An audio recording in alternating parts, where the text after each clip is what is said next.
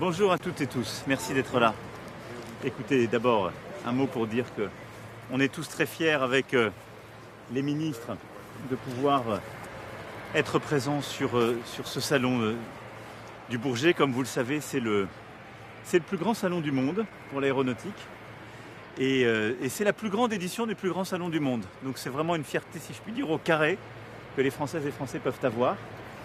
C'est un salon évidemment qui est tiré par nos grands groupes, qui sont souvent d'ailleurs des acteurs du civil et du militaire, mais aussi par nos ETI, nos PME partout sur le territoire. Et je veux saluer cette mobilisation et cette excellence de la France et de l'Europe. Et donc il y a eu plus de 100 délégations qui sont venues sur ce salon et qui sont en train de venir, le public aujourd'hui qui y arrive. Et donc c'est une grande fierté et un immense succès. Et ceci s'accompagne d'abord évidemment d'une consolidation de notre place. Je le dis à la fois sur le civil et le militaire, il y a eu des commandes très importantes passées sur le civil à Airbus, à nos grands aviateurs et toute nos filières aéronautiques pour consolider la place qui est la nôtre et des commandes très structurantes. On continue aussi sur le plan militaire à déployer. On est arrivé avec la 400M qui, depuis 10 ans maintenant, augmente dans nos armées. Et là, on confirmera tout à l'heure la signature d'un projet important aussi pour Dassault sur le spatial. Et donc c'est à la fois vraiment je dirais un salon de maturité pour nos grands industriels, de confirmation de commandes très lourdes. Voilà. On va laisser passer l'annonce. Il y a 18 langues. C'est les aléas du direct. Non, je crois que c'est bon. Et donc, à côté de ça, c'est aussi un salon qui marque les ruptures technologiques. Parce que vous l'avez vu, à la fois la multiplicité des drones, et des drones très innovants. Il y a 2-3 ans, c'était un secteur qui était marginal ici dans ce salon. Le spatial, je l'évoquais, j'y reviendrai tout à l'heure, avec aussi la très haute altitude, avec des projets très structurants qu'on va signer. Et donc voilà, un projet de rupture qui est très important. Et puis c'est la montée aussi, il y a toute la partie défense qui correspond à l'état du monde, à ces désordres, ces déséquilibres, avec de plus en plus de pays qui s'équipent. Et ce salon qui a toujours eu une composante défense, on le voit, une composante qui croît chaque année davantage et qui, cette année, est sans doute encore plus forte que les autres. Donc voilà, tout ça doit conduire les Françaises et les Français à être extrêmement fiers d'avoir vraiment un secteur aéronautique si fort, d'avoir le plus beau salon du monde en la matière, d'avoir aussi un secteur spatial qui est au cœur de tous les défis et d'avoir aussi des armées françaises et des industriels qui portent tous ces enjeux. Je vais maintenant répondre à vos questions. Eutelsat a annoncé hier soir une montée de l'État au capital. Est-ce que l'objectif affiché de concurrencer Starlink, est-ce que la France et l'Europe ont les moyens de ne plus dépendre d'Elon Musk en matière Oui, c'est un enjeu de souveraineté, c'est un enjeu industriel, c'est un enjeu que nous soutenons. Donc il a été annoncé hier une augmentation de capital à laquelle l'État français souscrira. Mais nous souhaitons qu'aujourd'hui tous les partenaires financiers industriels français souscrivent aussi à hauteur de leur participation actuelle. Et on souhaite aussi mobiliser beaucoup d'autres partenaires européens et internationaux.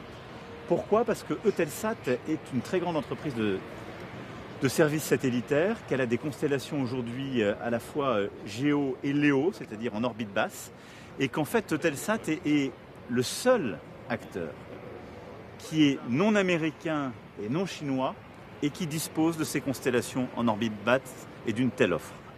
Et donc c'est un enjeu de souveraineté pour nous tous. Et c'est ce que depuis des mois nous expliquons aussi à nos partenaires, c'est de rejoindre cette offre s'ils ne veulent pas dépendre. On a vu ce qui se passait en Ukraine, on a vu aussi il y a quelques mois quand nous avons subi le cyclone à Mayotte. Et donc on veut accélérer le déploiement des points de contact au sol, on veut accélérer les lancements à court terme et on veut déployer le plus vite possible le projet Iris-Carré, qui est le plus grand projet spatial européen et qui a, vous le savez, dans son cœur d'ailleurs, justement, Eutelsat. Donc c'est aujourd'hui un combat de souveraineté, un combat industriel, un combat aussi au cœur de nos enjeux de recherche que nous poussons. Et donc l'État a confiance dans Eutelsat et accompagnera cette augmentation de capital. Et je souhaite qu'il y ait un maximum de nos grands partenaires qui l'accompagnent, parce que c'est un enjeu stratégique. Bonjour Monsieur le Président. Comme vous entendez Donald Trump envisager d'engager les Américains militairement dans la guerre entre Israël et l'Iran, est-ce que ça vous inquiète ? Est-ce que vous l'appelez à privilégier plutôt la voie de la négociation ? Il a aussi parlé de négociations. Je le dis depuis le premier jour. Personne ne doit négliger le risque que représente un Iran doté de l'arme nucléaire. Et donc, c'est un vrai risque, c'est une vraie menace. La France, d'ailleurs, ne l'a jamais négligé. C'est pour ça que nous avons été au cœur, il y a 10 ans, de la négociation du JCPOA, que nous avons été parmi les négociateurs les plus exigeants et que nous n'avons jamais quitté ce cadre. Donc oui, le nucléaire iranien est une menace et il ne faut aucun laxisme en la matière. Deuxièmement, personne ne peut sérieusement penser que cette menace, on y répond avec les opérations en cours uniquement. Pourquoi ? Parce que il y a des centrales qui sont extrêmement protégées, parce que nul ne sait aujourd'hui totalement dire où est l'uranium enrichi à 60%. Et donc c'est un programme dont il faut reprendre le contrôle aussi par l'expertise technique et la négociation. Et c'est pourquoi, depuis plusieurs jours, la France a une voix claire, simple. 1. Rien ne justifie les frappes sur les infrastructures énergétiques et les populations civiles. Rien. Et 2. Il faut absolument prioriser le retour à la négociation de fond qui inclut le nucléaire pour aller vers le zéro enrichissement, le balistique pour limiter les activités et les capacités iraniennes et le financement de tous les groupes terroristes de déstabilisation de la région qu'elle a procédé l'Iran depuis plusieurs années. C'est d'ailleurs ce que je prône depuis 2018, de manière constante. Donc je suis cohérent en la matière. C'est pour ça que j'ai demandé au ministre de l'Europe et des Affaires étrangères de réenclencher ce travail. Il est à Genève dans les prochaines heures. Il va d'abord se coordonner avec ses homologues britanniques et allemands. Et à 15h, ils verront donc le ministre des Affaires étrangères iranien pour faire une offre de négociation complète, diplomatique et technique.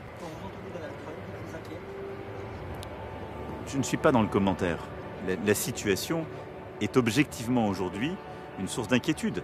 Parce qu'il y a la question du nucléaire iranien, parce qu'aujourd'hui, encore une fois, au Proche et Moyen-Orient, on bombarde des populations civiles, et parce que cette situation porte en elle des risques d'escalade qui sont dommageables pour la région et pour la sécurité internationale.